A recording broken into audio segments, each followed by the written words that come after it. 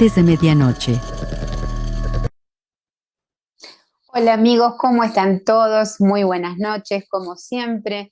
Nos volvemos a encontrar con un nuevo misterio en Antes de Medianoche, como cada jueves a las 6 de la tarde desde Utah, los Estados Unidos de América. Hoy vamos a tener un misterio relacionado con la historia y también con las sociedades secretas. En un momentito nada más nos vamos a enlazar con Buenos Aires, Argentina, y estará con nosotros un experto en este tema, el doctor Antonio Las Heras. Como siempre, les recordamos dónde pueden encontrarnos. Estamos en @antes de medianoche show. Ese es nuestro lugar en Facebook. En este momento nos encuentran en vivo. También estamos en nuestro canal de YouTube, Antes de Medianoche Utah USA. Como siempre, les sugerimos suscribirse, darnos un like, compartir. Eso nos ayuda muchísimo a crecer como podcast. Hay un chat activo en ambas plataformas, tanto en Facebook como en YouTube. Ustedes pueden volcar allí sus saludos, comentarios, preguntas para el entrevistado. Todo será tenido en cuenta a lo largo de nuestro programa. Los Torino Auto Repair son la compañía que nos patrocina desde el 2018. Agradecemos este auspicio. Ellos están en el 801-654-1019 si andan por aquí, por el Valle del Lago Salado. El logo de esta compañía de mecánica integral aparece girando continuamente, acompañando a nuestro podcast de cada jueves. Bueno, ya por la magia de la tecnología y nuestro amigo Mariano Garbarino, que se encuentra allí en Argentina, va a ser posible esta conexión con nuestra querida Argentina, y desde Buenos Aires el doctor Antonio Las Heras. ¿Cómo está, doctor Las Heras? Le saluda Renata Constantín desde Estados Unidos de América. ¿Cómo está? Renata, muy bien, contento de esta posibilidad de hablar con ustedes, de estar aquí antes de la medianoche y bueno, disfrutemos nuestra conversación. Seguro, hemos tenido algunos problemitas para poder realizar esta entrevista. Habíamos hablado en la pre-entrevista y luego surgieron unos pequeños inconvenientes. Bueno, finalmente estamos conectados, doctor Las Heras, muy contentos de tenerlo. Sabemos que es difícil ubicarlo por sus múltiples actividades, pero bueno, muy agradecidos que nos haya recibido hoy para hablar de este tema, que es un misterio también, en cierta manera, las sociedades secretas. Queremos, antes de comenzar, abriendo ya el tema que nos ha convocado hoy, hablar un poquito acerca de usted, una síntesis de su trayectoria, porque es muy amplia. Quiero comentarle al público de estos lados, centro-este de Estados Unidos y del mundo también. El doctor Las Heras es un doctor en psicología social y maestría en psicoanálisis, licenciado en periodismo y comunicaciones. Ha sido distinguido con la Gran Cruz Kennedy, entre otros diferentes premios que ha logrado en su vida. Investigó sociedades secretas, por eso hoy lo hemos convocado con este tema, especialmente la masonería. Dentro de la Secretaría de Cultura también formó parte del Partido de las Ciudades en Acción en la Sociedad Científica Argentina de la Universidad Argentina John Fitzgerald Kennedy. Y hay más de 40 libros de ensayo que usted ha escrito, y por supuesto voy a mencionar algunos porque es una lista muy extensa, ¿verdad? Ha realizado muchos viajes por el mundo también, lo hemos visto en las redes sociales, en Egipto, Tierra Santa, bueno, entre otros lugares que ha investigado. Algunos de los libros son La psicología junguiana, en la cual usted se ha basado especialmente, Interpretación de sueños, Las búsquedas espirituales de Ricardo Guiraldes, también personajes que son de la tradición argentina, Psicoanálisis y Parapsicología, Humanidad Pura, Madre María, las tradiciones, las curaciones milagrosas de estas personas, Pancho Sierra. Bueno, no sé si he comentado los documentos secretos de los astronautas, porque también ha investigado la parte de ovnis, que es también bastante sustancial en nuestro programa.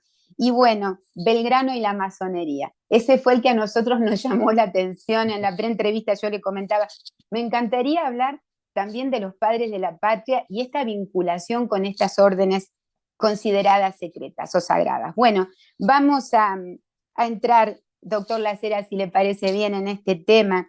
Yo quisiera preguntarle básicamente el origen de estas sociedades. Yo recuerdo que en una conversación usted me dijo, son muy antiguas, son muy antiguas, vienen desde el pasado remoto del hombre. ¿Qué nos puede contar del origen? Sí, lo primero que tenemos que plantearnos es por qué se llaman sociedades secretas, por qué tuvieron que ser secretas. Eh, Porque en la remota antigüedad, me voy a ir al Egipto faraónico, miles de años atrás.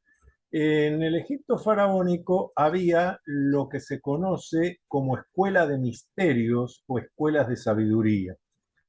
Después, griegos y romanos, a medida que invadían Egipto, fueron conociendo estas formas de difundir ciertos conocimientos que ahora vamos a decir, y también encontramos escuelas de misterios en Grecia y en Roma.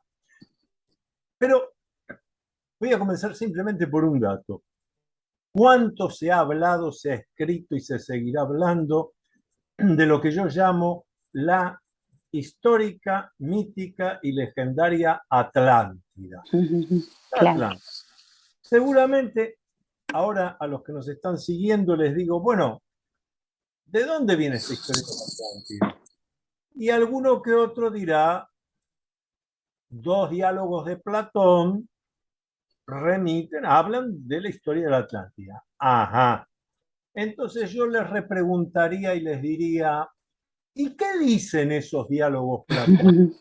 Obtuvo él el conocimiento, la idea de esa civilización tan especial de la Atlántida? Allí más de uno se va a quedar diciendo, ah, bueno, esto no tengo claro. Yo le voy a explicar. Platón lo dice muy bien. Él dice que Solón, otro de los filósofos, le explicó que su abuelo, el abuelo de Solón, había obtenido el relato sobre la Atlántida en el templo de Sais. ¿Qué es el templo de Sais? Primero, ¿dónde está Sais? Sais es o era una ciudad del antiguo Egipto. ¿Y qué es el templo de Sais? El templo de Sais fue la última escuela iniciática esotérica pública que tuvo Egipto hasta que decidieron que no querían más ojos indiscretos y comenzaron a mantener sus escuelas de misterios, pero ya secretas. ¿Qué es?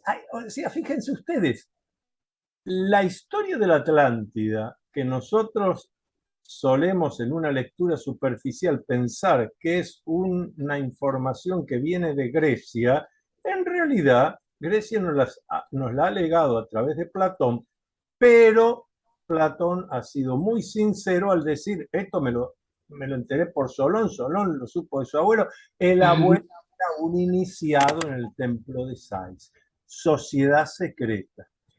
Sociedades secretas siempre tienen lo que se llama a través del ingreso una iniciación.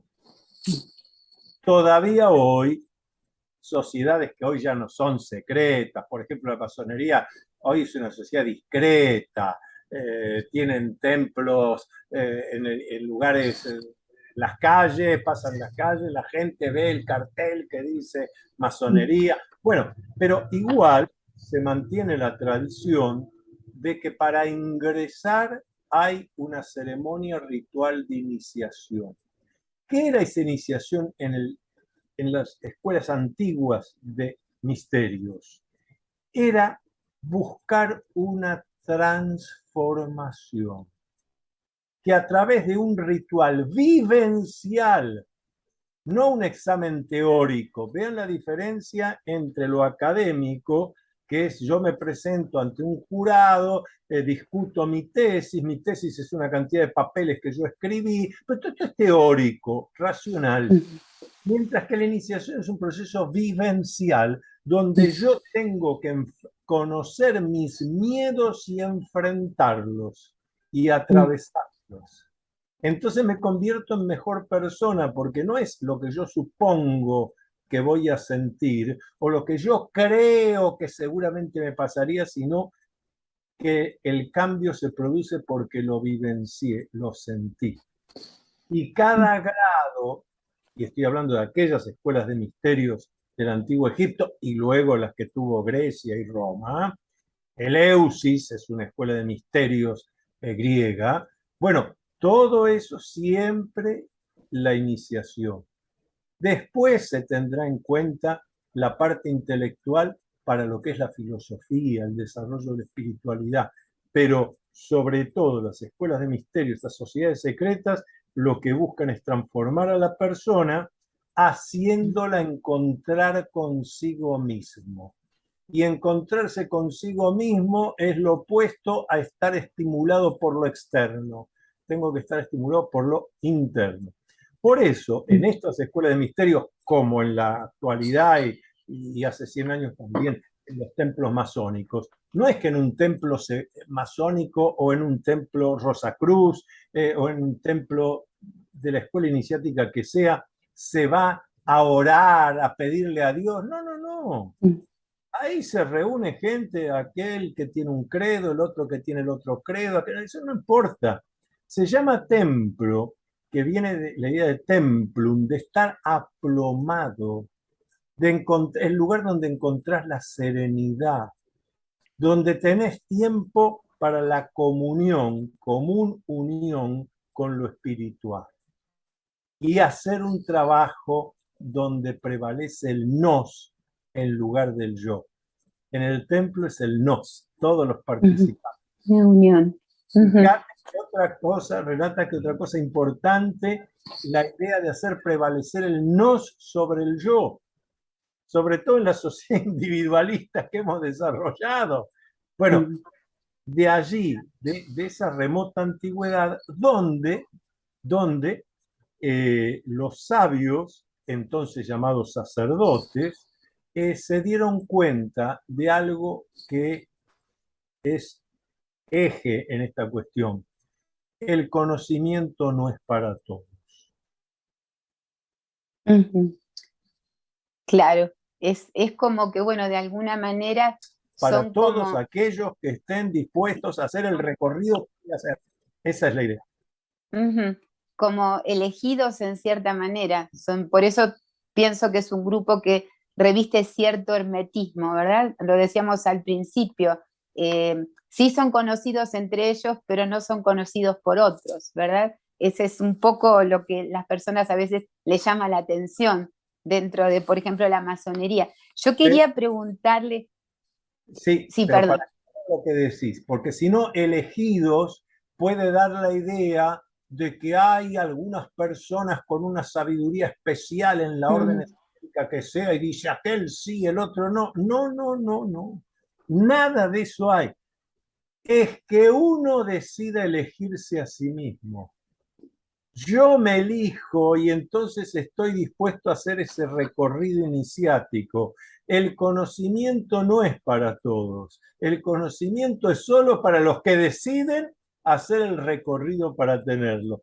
Y en lo académico ocurre lo mismo. En principio cualquiera puede ir a una universidad a estudiar la carrera que quiera, pero yo me tengo que elegir y decir, bueno, los próximos 5, 6, 7 años voy a hacer esta carrera, voy a tener que dejar cosas de lado porque voy a tener que tener mucho tiempo para estudiar, para ir a tomar la clase, para escribir mis apuntes. Bueno, no es que son elegidos, yo me elijo. Y esto es muy importante destacarlo porque lo que siempre han buscado estas sociedades de misterios, iniciáticas, es convertir a cada persona, varón o mujer, en protagonista de sí mismo.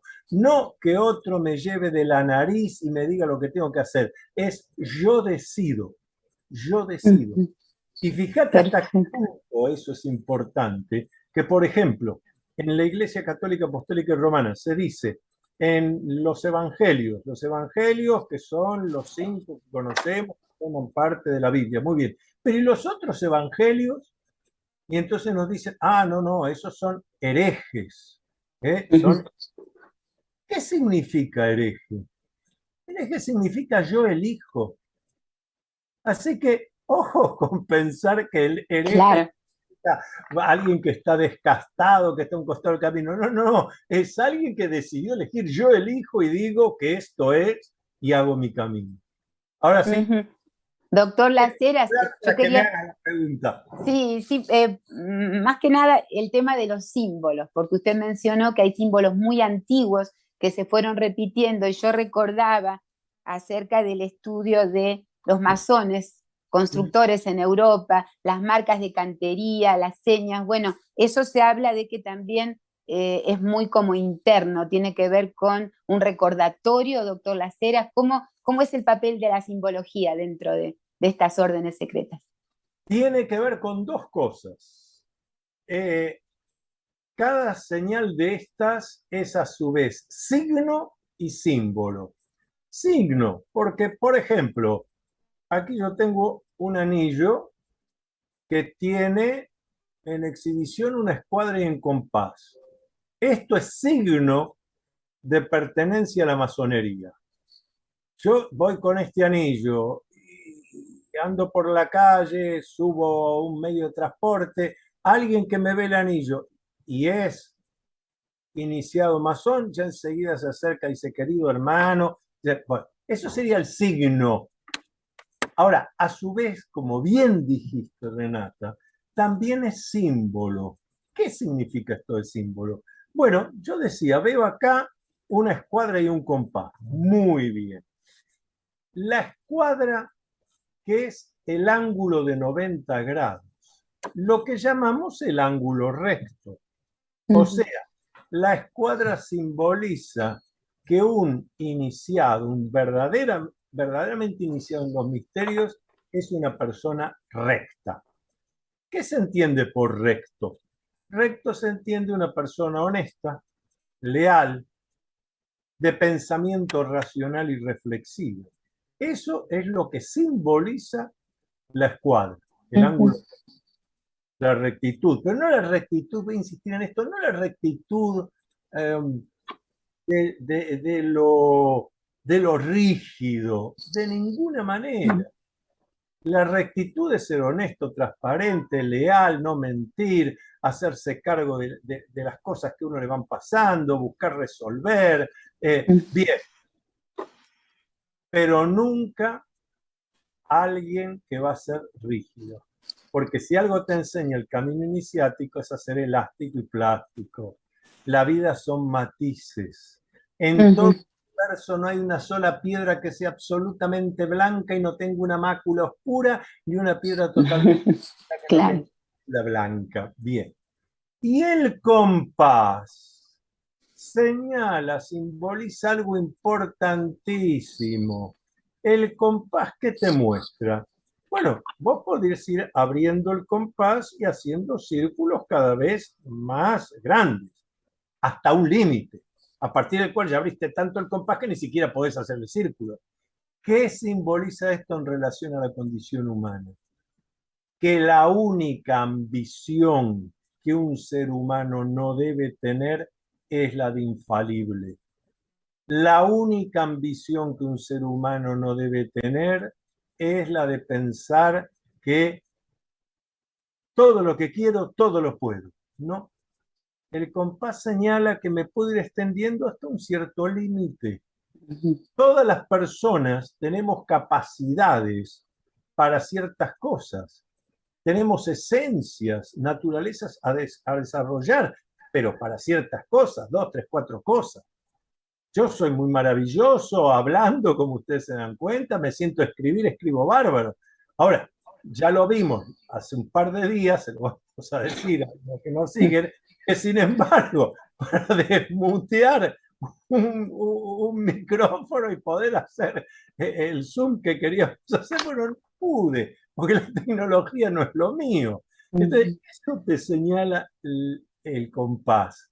Sí, las eras, usted para estas 3, 4 cosas es una maravilla, siga formándose, no se quede. Sí. Ahora, lo demás déjeselo a otro, el nos. Debe haber gente muy buena en la tecnología que me venga a ayudar. Yo puedo ayudar para esto otro. Debe haber gente muy buena en aquello otro, en la gastronomía, que se ocupe de alimentarme bien. Fíjense la importancia de esto. Claro. Porque pone a la persona, al individuo, en el contexto. Por eso otro símbolo importante de la orden masónica, por ejemplo, es la cadena. Hay gente que ve una conferencia abierta a todo público, a una logia masónica, y en el techo había dibujado, o estaba realmente en metal, una cadena que daba vuelta a todo el templo, toda la logia. Qué cosa rara. No, cada eslabón simboliza un hermano de la orden, pero cada eslabón está entrelazado con el otro. Cada eslabón solo serviría de pisapapeles, serviría de plomada, o sea, no serviría, pero Claro. cada eslabón unido al otro arma una cadena de unión que permite logros impensados en la individualidad. En cambio, en el nos, los humanos, idea que tengamos, fantasía que tengamos, todo lo que el ser humano es capaz de fantasear, lo puede llevar a lo concreto. Lo que generalmente no puede es intentándolo hacer solo. ¿Sí? Perfecto. Son conceptos muy profundos de integridad, ¿verdad? Integridad y de unión. Yo quería preguntar acerca del Templo de Salomón, porque se habla mucho de los rituales que también se llevaban a cabo allí, la relación que hay. ¿Cuál es esa relación tan antigua también con el Templo de Salomón? Lo primero que hay que señalar es, efectivamente, fue Salomón, el rey Salomón, un rey sabio, un gran iniciado, el que ordena construir el primer templo y además lo financia. Pero ¿a quién mandó para que fuera el arquitecto? Hiram Abif. Hiram Abif es un arquitecto que fue el que construye el Templo de Salomón y que después, a lo largo de la historia, va a quedar como una de las personalidades claves en la masonería. Porque tal como vos dijiste, masonería, masón viene de albañil, de constructor. En aquella época era el que construía el edificio. Ahora, ¿pero qué edificio construye? Un edificio que tiene los planos que Jehová envió. Esto tiene una simbología muy importante porque entonces el ser humano, vean el símbolo, el ser humano no está para construir lo que quiero, no quiero, me gusta, no me gusta, se me da la gana. Eso lo hace la persona que no encontró todavía su condición cabal de persona, de protagonista. Uno está para cumplir los roles y funciones que la gran arquitectura universal, el gran arquitecto del universo ha fijado para uno. Ahora, esto requiere, de vuelta a lo que decíamos antes, todo un trabajo interno, un trabajo de iniciación y descubrimiento, un trabajo de espiritualidad.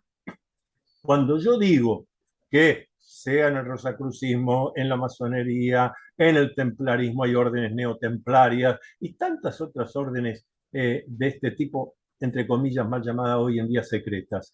Y yo digo, ahí se trabaja la espiritualidad. Más de uno me asocia la idea de espiritualidad con religión. No, son dos cosas distintas.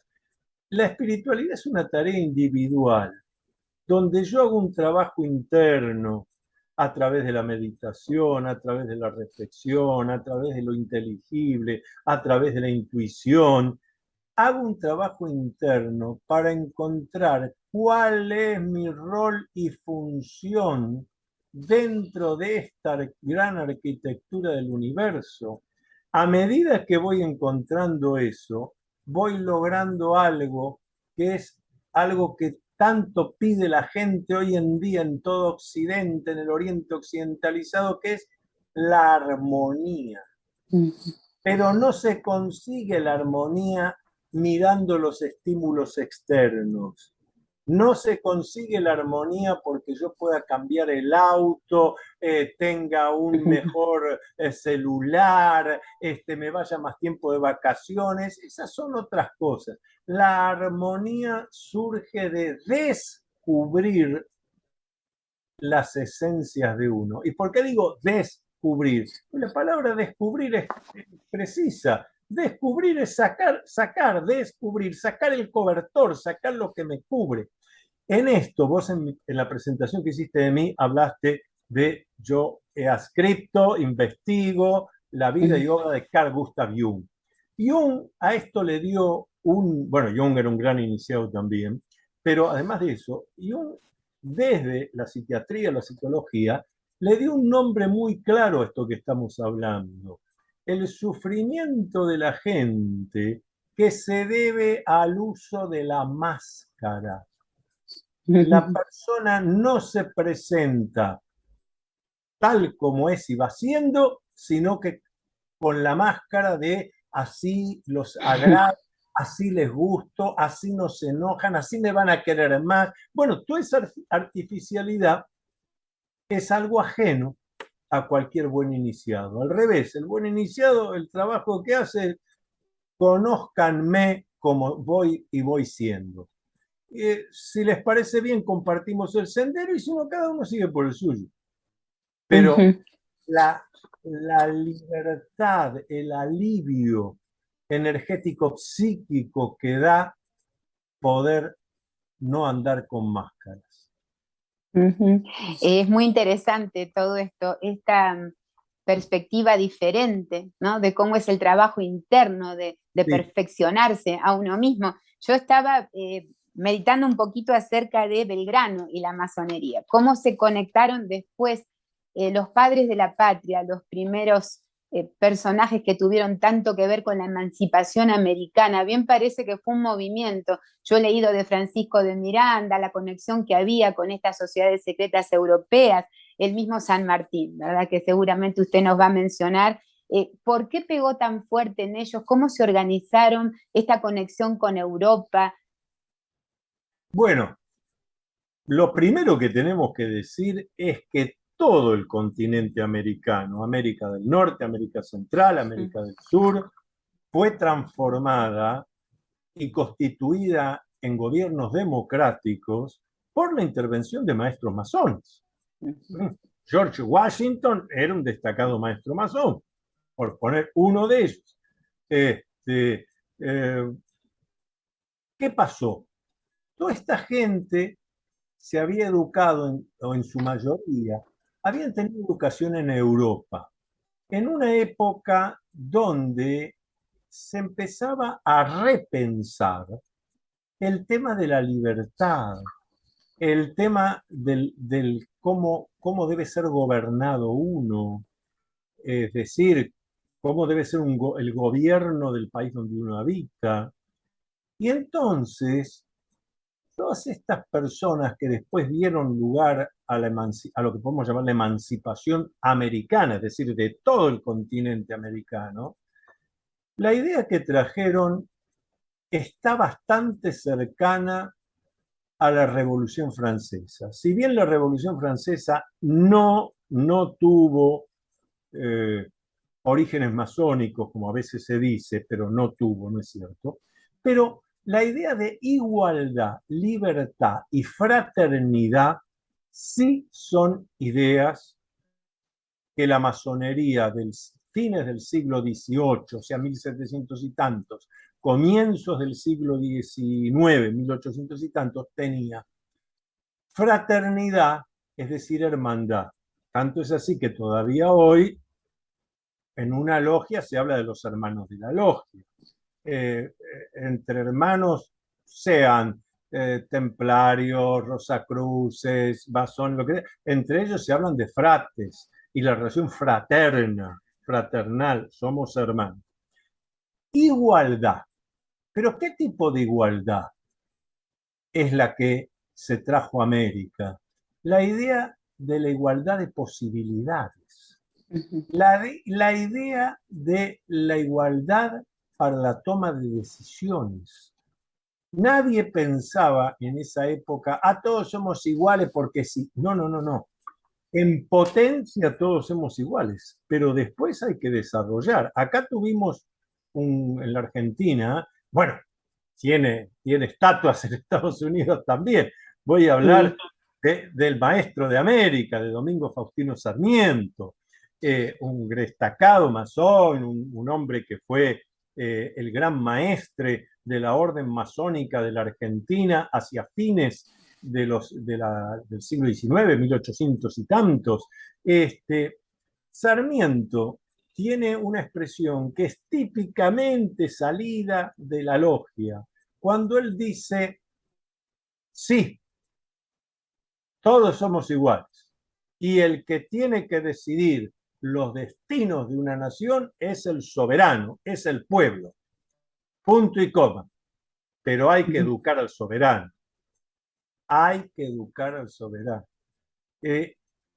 Yo me convierto en soberano, en verdadero pueblo, cuando yo tengo la educación necesaria para tomar mis decisiones y no que alguien que me diga palabras lindas, me engatuse, me esté llevando de la nariz y me haga, por ejemplo, ir a votar en una elección aparentemente democrática y termino eligiendo cualquier cosa porque en realidad yo no pensé, no razoné, no Claro, reflexioné, no claro. tengo la educación necesaria para entender si me están engañando o no, si lo que me Ujú. están prometiendo se puede cumplir o no, o si se cumple, qué efectos traerá eso, que me lo están diciendo que es tan maravilloso, tan lindo, sí, pero pasa esto, ¿qué consecuencias tendrá? Eso lo puede hacer la persona que está educada, que está instruida.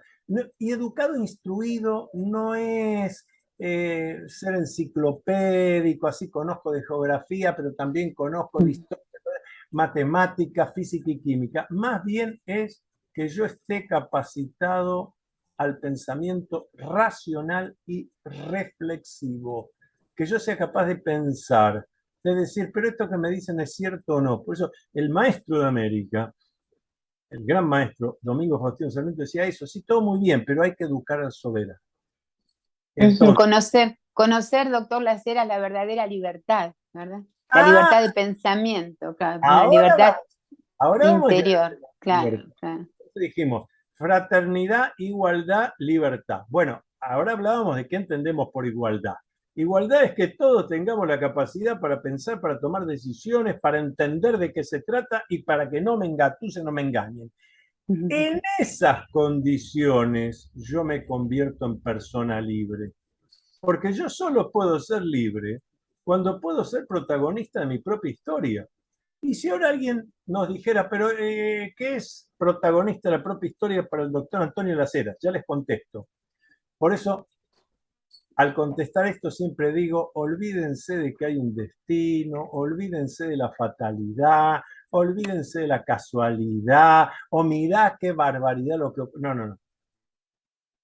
Cada uno de nosotros es el resultado de las decisiones que toma y de las decisiones que no toma. No hay un destino por el cual yo salgo a plantar trigo y el trigo se me transforma y termino cosechando maíz. No, sembré trigo, cuidé mi trigal, cosecho trigo. Descuidé mi trigal, se me arruina y me lo comen los bichos. Entonces, eso es libertad. Libertad es que yo puedo tomar conciencia que cualquier cosa que me ocurra, buena o mala, tiene relación con las decisiones que yo tomé en mi vida. No Ujú. que cuando pierdo la libertad. En el preciso momento que yo digo, bueno, a mí me va mal porque aquel no me entiende, a mí me va mal porque el gobernante de turno, no, no, no, a usted le va mal porque usted está poniendo su libertad en las manos de otro. Si esto Ujú. salió mal, a ver cómo lo corrijo. Ese es el concepto de libertad. Y ese concepto de libertad es el que nos va a ayudar a responder a algo que vos comentaste en la presentación.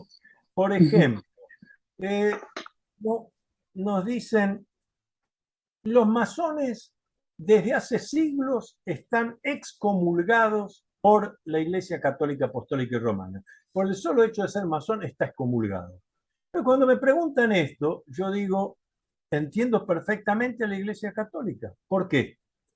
Porque al definirse un iniciado, un masón, como una persona libre, libre significa que yo voy a tomar mis propias decisiones. Y esto lleva a una situación donde, por ejemplo, alguien libre de pensamiento racional y reflexivo le puede decir al sacerdote: padre, yo entiendo perfectamente que usted me diga Dios Padre, Hijo, Espíritu Santo, tres personas distintas, un solo Dios verdadero. Ahora, eso a mí me suena a un delirio. ¿Me lo puede explicar usted, a ver, racionalmente, por qué? ¿Cómo se llegó a esta conclusión? ¿Y qué va a decir el sacerdote? Hijo, es un dogma de fe. Claro. ¿Crees esto? Eres católico. Si crees que la Virgen María nació sin pecado concebida, bueno, es un dogma de fe. Si cuando se acerca el sacerdote con la hostia en medio de la misa y vas a comulgar y te dice el cuerpo de Cristo, bueno, tú dices amén, así sea. Ahora, te va a dar el cuerpo y dice, bueno, un momentito, ¿cómo va a ser esto el cuerpo de Cristo? Pues esa es la causa por la cual en principio, y hace bien la iglesia, dice, bueno, usted está excomulgado, nada más que significa excomulgado, no puede comulgar, no puede participar de los misterios y de los dogmas porque usted mismo dice que quiere indagar al respecto. Ahora, eso no quita que en toda la historia ya ha habido muchos sacerdotes, monjes y clérigos que fueron maestros masones, o que haya muchos masones que van a la iglesia, comulgan, y cuando el sacerdote le dice el cuerpo de Cristo, uno dice amén y comulga. Y realmente está convencido de que en el sagrario está allí Cristo viviente. Es decir, al ser libre, al ser libre de la condición del masón, podés encontrar uno aquí a mi lado que piense exactamente lo opuesto, yo que pienso de esta manera y el otro que más o menos este intermedio, no hay ningún inconveniente. Ahora, esa condición de libre es la que hizo, tanto en el siglo XVIII, XIX y en el XX también, hizo que la masonería tuviera que ser secreta. No se olviden que en Europa, en plena mitad del siglo XX, figuras como Stalin, Adolfo Hitler, Benito Mussolini y Francisco Franco persiguieron, torturaron, asesinaron y encarcelaron no solo masones, sino hasta su familia, le sacaban el patrimonio. Entonces, ¿y por qué? ¿Por qué le tenían tanto miedo a la masonería? Porque genera personas libres. No se los podían llevar de la nariz, ni, como decía Francisco Franco, España es un cuartel y yo soy el generalísimo que maneja. No, no, claro.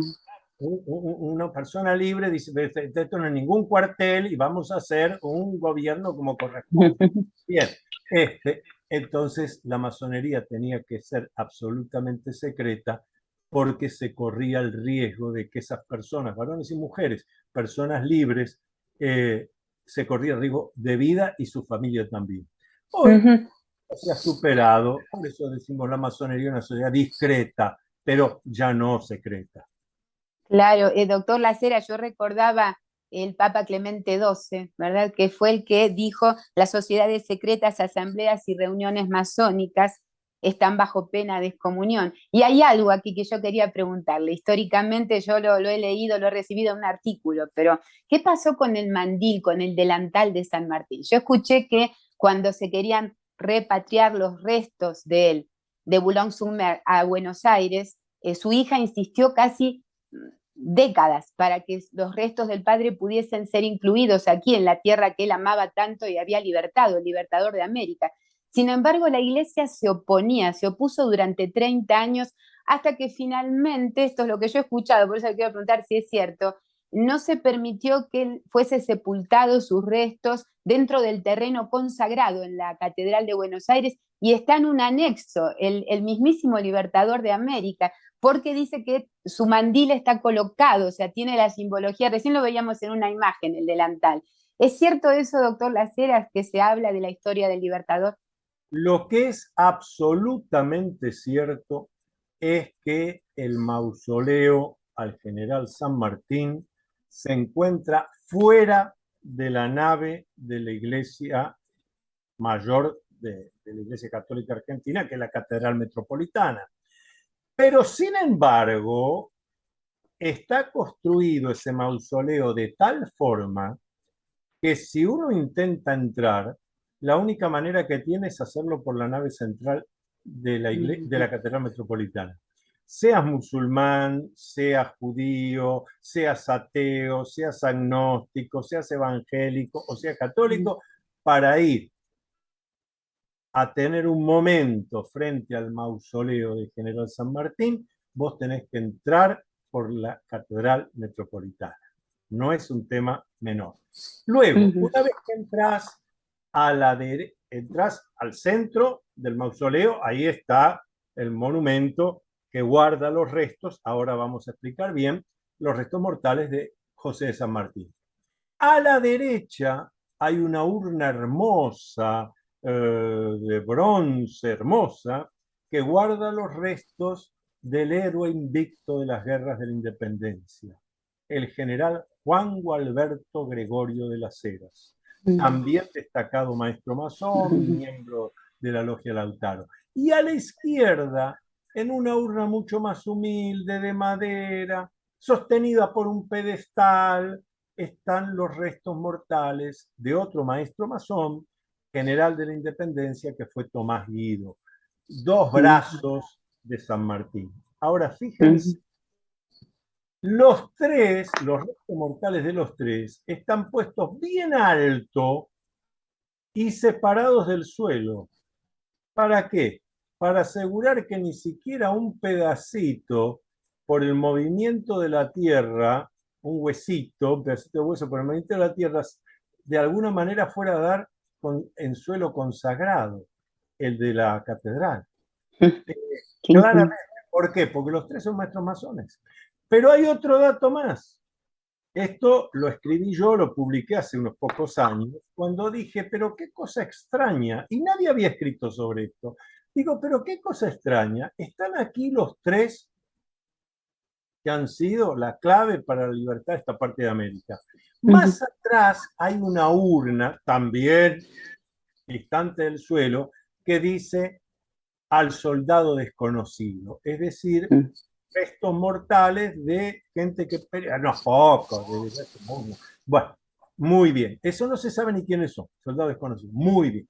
Ahora, lo que yo denuncié en aquella época, señalé una realidad, y esto fue publicado en los medios, digo, pero qué cosa extraña, estamos dentro de un lugar que parece de la Catedral Metropolitana. Están estas tres personas más el soldado desconocido. No hay una sola cruz acá. ¿No les llama la atención?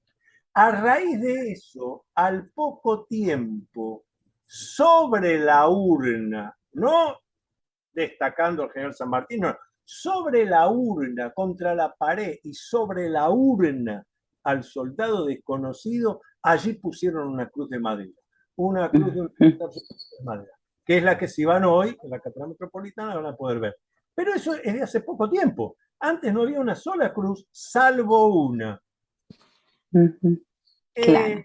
La urna del general Juan Gualberto Gregorio de las Heras tiene adelante, acuérdense que esta urna fue hecha en Chile, donde murió Las Heras, en Santiago de Chile, fue enterrado por bastante tiempo, luego puesto en esta urna maravillosa que está rematada por un águila sobre la cordillera, y fue traída de Chile. No se hizo acá, ni mucho menos vinculado a la catedral ni a la Iglesia Católica. Fíjense, tiene una cruz adelante, pero no es una cruz cualquiera. Es una cruz de la Orden del Temple. Es una impresionante, claro. Claro, yo lo digo y se me pone la piel de gallina, porque digo, sí. Y acá, ¿qué señala ahí acá? De que le han puesto una cruz templaria. Y luego, a raíz de eso, mis investigaciones sobre la historia de las sociedades secretas en el Río de la Plata, me encuentro que a fines del siglo XVIII, exactamente en 1795, en la aldea de Buenos Aires, siempre me gusta señalar la idea de aldea, porque hay que tener en cuenta, uno habla de Buenos Aires, parece que siempre, como decía Jorge Luis Borges, se me hace que Buenos Aires existió siempre, claro, y tuvo 3 millones de habitantes. No, en 1795 Buenos Aires era una aldea humilde que cada vez que llovía se inundaba todo, los carruajes quedaban enganchados, no había una calle con empedrado, una cosa muy humilde. Sin embargo, en 1795, aquí en la aldea de Buenos Aires había una logia que se llamaba Orden de los Caballeros Templarios.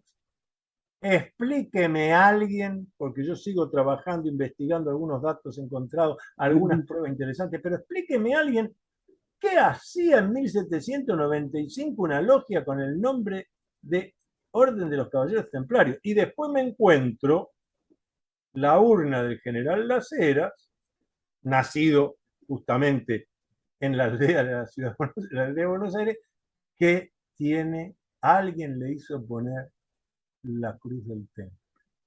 Es muy interesante, es interesantísimo. Doctor Las Heras, vamos a hacer un pequeño corte que siempre tenemos acostumbrado en nuestro programa. De regreso, me gustaría preguntarle acerca de un lado un poquito oscuro que la gente también maneja. Por ejemplo, el Opus Dei. ¿Por qué hablan tanto de que hay un 2% del mundo en el cual confluye todo el poder y el dinero y manejan al otro 98%, el nuevo orden mundial? Muchas Sí, cosas que se hablan sobre estas órdenes secretas, que todo hay de gusto. cierto, que no. Regresamos en un momentito, nada más con más antes de medianoche. Ya volvemos. Ya regresamos con Antes de Medianoche.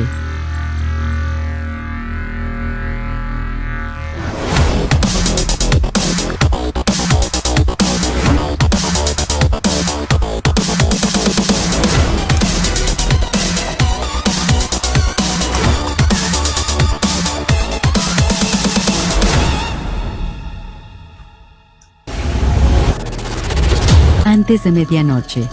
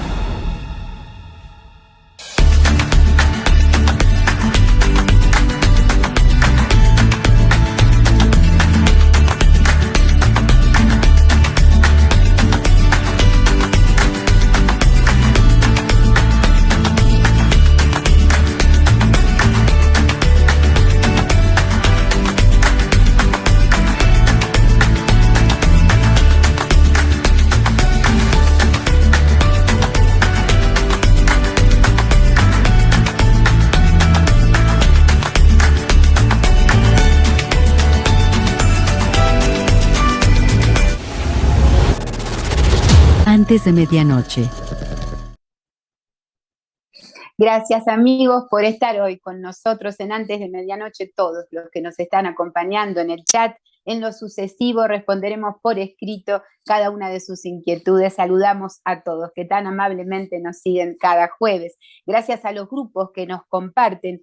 Argentinos en Madrid, la página oficial Visión Omni con Silvia y Andrea Simondini. Agradecemos a los argentinos en Utah, latinos en Utah, los uruguayos en Las Vegas, Nevada, Estados Unidos de América. Urantia Internacional, avistamientos OVNI en la Argentina y el mundo. Para Psicología Espiritual, los Missing 411. Agradecemos a SUFON, la Asociación de Ufólogos del Norte de Chile, Latinos en Utah County, OVNIs, Reportes, Argentina Oficial, Café Ufológico de Mendoza, los podcasts de Salt Lake City, OVNIs Paraguay, los Expedientes Secretos X. Agradecemos al grupo del señor Jaime Maussan, Utah en Español, Café Ufológico de Santiago de Chile, Comunidad Estelar Argentinos en Miami, Florida, los que creen en vida extraterrestre, hispanos en Sacramento y Arizona. Agradecemos a The Secret of Skinwalker Ranch, esta es aquí local de Utah, los latinos en Long Island y New York, hispanos en el norte de California. Agradecemos a los hispanos en Israel, argentinos en Madrid, Missing 411 y los ovnis sobre Argentina. Hay otros grupos a los cuales mencionaremos en lo sucesivo y vamos a entrar ahora con esta pregunta. Hace poquito, a fines de julio, hubo aquí un atentado un poco extraño en el estado de Georgia, doctor Las Heras. Fue aviso público, se colocó en los diarios, también en los medios, en la televisión. Se habló de que habían sido voladas en un atentado con explosivos las famosas piedras guías de Georgia, que se encuentran aquí en un lugar del este de los Estados Unidos, en Elbert. Desde 1980 esos monolitos están allí colocados. Hay un misterio también, se habla de las sociedades secretas, de una persona, R.C. Christian, que era un Rosacruz, según se cree, que fue el que puso esas piedras, compró ese predio y colocó allí un decálogo que ha sido por años un enigma. Porque entre las cosas que menciona es reducir la población a 500 millones de personas en el mundo, debido a que necesitamos tener un balance más eficaz de los recursos humanos y naturales.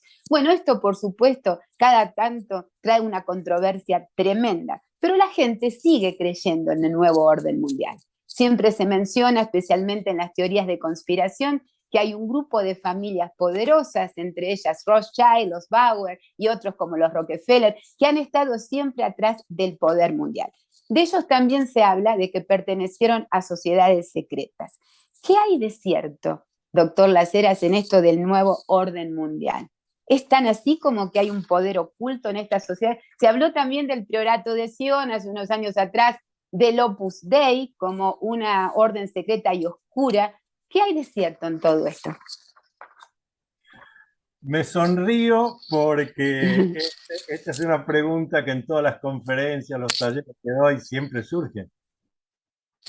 Entonces, lo primero que yo digo es, hablábamos recién de la masonería, además, y yo les dije, bueno, estas fueron sociedades secretas, o una sociedad discreta, etc. Entonces, suelo decirle a mi audiencia, bueno, hablemos de las sociedades secretas de hoy. Entonces, en general, todos me dicen que hablemos de eso. Bueno, no podemos, porque son secretas.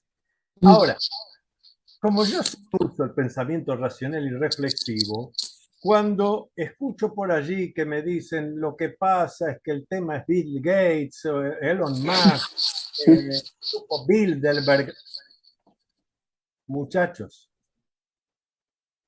la gente que es realmente poderosa puede ser tu vecino y ni siquiera te enterás ni lo sabés. Cuando algo es tan evidente, tan notorio, que hasta el más o menos informado le parece, uy, se reunieron en tal lado y están diciendo tal cosa. Si se reunieron en tal lado, están diciendo tal cosa y salen los medios, esto implica que ahí no hay secreto. Pero lo que sí implica es que hay algún poder secreto que está diciendo, che, que se maneje esto, a ver que se diga esto. Yo para responder esto voy a hacer varios razonamientos. ¿Quién de los que nos sigue en este momento iría a atenderse por un problema físico de salud y atenderse a un hospital, a un sanatorio, a una clínica, pero se entera que el que dirige ese hospital, el director o la directora de ese hospital, de ese sanatorio, esa clínica, no es un médico, es un abogado. ¿Quién va a atenderse? Nadie iría. Sí, no. Esto es un grupo de médicos dirigido por un abogado. Sin embargo, la Organización Mundial de la Salud no tiene como director general a alguien que ni siquiera es un licenciado en enfermería, ni un odontólogo, es un abogado. ¿No les llama la atención eso? Y que así como me doy cuenta yo y se dan cuenta, no, pero el que tiene que estar, ¿cómo va a estar dirigiendo la Organización Mundial de la Salud? Alguien que estudia abogado, que puede ser un excelente abogado, conoce de leyes, pero ¿qué opiniones puede dar, qué directivas puede dar sobre el tema de la salud? Si ni siquiera es un enfermero. Bueno, estas son las cosas que me llaman la atención y que por supuesto que me llaman la atención de manera irónica porque son las cosas que me demuestran a mí que hay poderes realmente secretos que dirigen las cosas. Voy a otro ejemplo.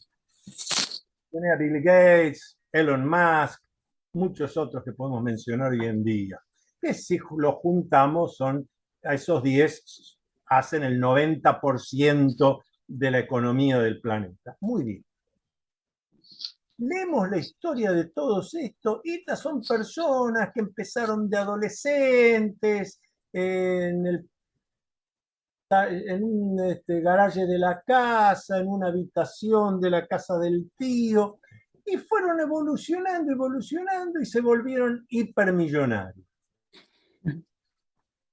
Pero ese es un cuento que no lo puede acreditar ninguno porque todos conocemos que hasta el señor que tenía un kiosquito en la esquina le empezó a ir mejor, quiso ponerse a un mercado más grande, tiene problemas, dificultades, la competencia y demás.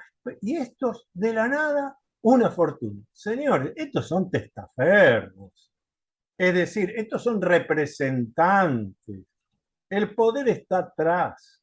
Y en ese sentido, algo que digo,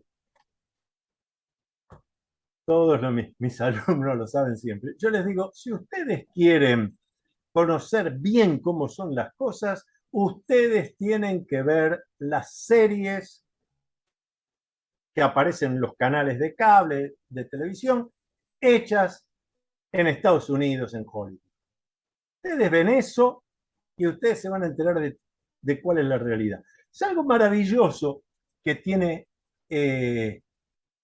la cultura norteamericana, que es la de autocriticarse, y eso hace grande a una nación, y de plantear las cosas. Por ejemplo, yo recuerdo la serie 24, hablo de fines del siglo XX, 1990 y tanto, la serie 24 que transmitía el canal de cable Fox. 24 y decía que todo ocurría en tiempo real, porque en una hora pasaban, cada hora era una hora del capítulo, la totalidad eran 24 capítulos, uno por hora. Bueno, pero lo importante es otra cosa. Lo importante es que ahí aparece que hay elecciones en Estados Unidos y gana una persona de piel negra, un negro. Impensable. Pero poco tiempo después, unos años después, Barack Obama. Ahora, a su vez, vuelvo a lo de 24, todo ocurría en tiempo real. Es la primera vez que yo escuché la expresión tiempo real. Eso es el siglo XXI. El siglo XXI que nos iba a dar tranquilidad, reposo, jolgorio, resulta que cada vez tenemos menos tiempo. La gente dice, parece que el día se achica. No, el día sigue teniendo 24 horas, cada hora tiene 60 minutos y cada minuto tiene 60 segundos. Pero, como tenemos cada vez más cosas para hacer, pero eso lo dijo Fox en esa serie 24. En esa época también había que está en YouTube, es digno de ver, el famoso X-Files, los expedientes. Y ahí en X-Files, en uno de los capítulos, está todo. En ese solo, y lo voy a comentar 2 escenas nada más, y en esas 2 escenas está claro que el poder está detrás no es al que vos ves, no es el que da la cara, no es el que aparece en televisión, no, de ninguna manera. Esos son todos gerentes generales, CEO, como se dice ahora. En ese capítulo de Fox, de X-Files, aparece una escena donde hay un señor que es un abuelito, un señor mayor, flaquito, se lo ve envejecido, es un hombre grande, en las afueras de Londres, está tomando el té de las 5 de la tarde y está vigilando lo que hace su nietito en el jardín. El nietito agarra algo y se cae sobre una piedra, el abuelo deja el té, va rápido a agarrar al nietito, tiene la rodilla ensangrentada, el abuelito saca el pañuelo y pide ayuda. Un abuelito, un pobre hombre, un señor común que está sufriendo por su nieto. Corta la imagen, aparece otro lado y aparece el cartel en las afueras de Estambul. Y aparece una mesa en medio de una plantación, al aire libre, cosa que nadie puede controlar, una mesa larga, rectangular, donde hay varias personas. Y la cámara toma desde el que está en la parte importante de la mesa. Pero claro, no se lo ve. Entonces cada uno está diciendo sobre decisiones que hay que tomar, del dinero, de la superpoblación, de esto, de lo otro, aquí, allá, y qué hacemos. Y cuando surge la pregunta, ¿qué hacemos? Todos miran hacia dónde está tomando la cámara. Y ahí aparece el que está en el lugar clave de la mesa. La cámara lo muestra. ¿Quién es? El abuelito. El abuelito. El señor ese que estaba en las afueras, donde hay que mi nietito se le lastimó la rodillita. Ese señor que pasa desapercibido es el que decía finalmente qué decisiones se toman hoy. Bueno, esto es lo que hay que entender. Claro que yo ni siquiera lo llamo un nuevo orden mundial. Esto es la continuidad de un orden mundial que hay desde hace miles y miles y miles y miles de años, que ha ido pasando, rotando de grupos a grupos, de lugares a lugares. Lo que pasa es que ahora estamos más informados y entonces podemos razonar, por lo menos algunos podemos razonar y darnos cuenta. Pero ahora, ¿por qué el nuevo orden mundial? Claro, porque como el planeta Tierra no es el de hace 5.000 o 10.000 años y la humanidad tampoco lo es, hay que tomar decisiones que no se necesitaba tomar hace 50 años o 100 años. Por alguna razón, no el nuevo orden mundial, sería el viejo orden mundial, hizo que hubiera 2 guerras mundiales en la primera mitad del siglo XX, donde murieron decenas y decenas de millones de personas, no solo los combatientes, los que murieron de hambre, los que murieron, la famosa fiebre, gripe española de 1912, bueno, ¿cuántos millones de personas murieron? Pero todo eso implica mucho gasto. Tenés que movilizar armamentos, cosas. El nuevo orden mundial es cómo podemos resolver esto de una manera que en vez de gastar, podamos ganar. A ver, ¿cómo podemos lograr? No sé si tienen, yo no lo voy a mencionar, pero no sé si se les ocurre algún ejemplo cercano que hayamos tenido. Fíjense, paso a un tema concomitante, fíjense el maravilloso experimento psicosocial, como los que estamos en la investigación del humanístico, de lo psicológico, de lo social y sobre todo de lo psicosocial y lo psicopolítico, el maravilloso experimento que hemos tenido durante los 2 años de la pandemia. La cantidad de información que se ha recogido. Sabemos cada región, cada país cómo reaccionó en lo económico, en lo financiero, en lo político. Y tenemos un cuadro de situación que hace 4 años ignorábamos completamente. Sí, eso ha llamado muchísimo la atención. A muchas, claro, son muchos los sectores que hablaban de esto, cómo nos ha afectado, y aún muchos piensan que es una preparación para algo más que va a venir, ¿no?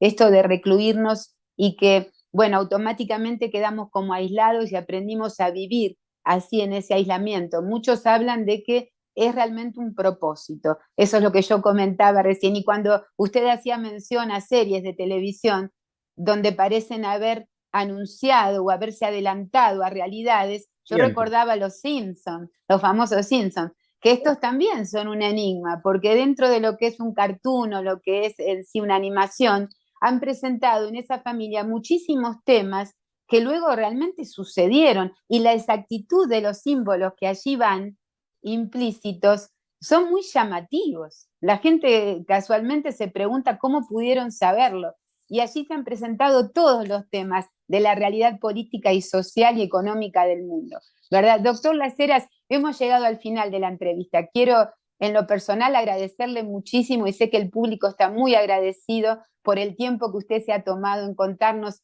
estas maravillas, tanta información histórica y también de la actualidad y sus propios pensamientos al respecto. Como siempre le preguntamos a todos los entrevistados cómo hace la gente para acercarse a ustedes. Es obvio porque está en muchísimos lugares, pero ¿cómo sería una manera directa de aquel que quiera saber más sobre usted? Una manera directa que pueden usar desde cualquier parte del mundo es ingresar en mi página web www.antoniolaseras.com, antoniolaseras.com. Y si no, se ponen en Google, anotan Antonio Las Heras e incluso van a salir, van a poder ver la cantidad de enemigos que tengo por decir lo que digo. Claro, bueno. Está todo lo que estamos investigando. Es inevitable cuando uno comienza a pensar, ¿no? Como usted decía en un principio, elaborar su propia razón, su propio pensamiento. Muchas gracias, doctor Las Heras, lo despedimos. Un abrazo para todos, un luminoso abrazo y agradecido, luminoso abrazo.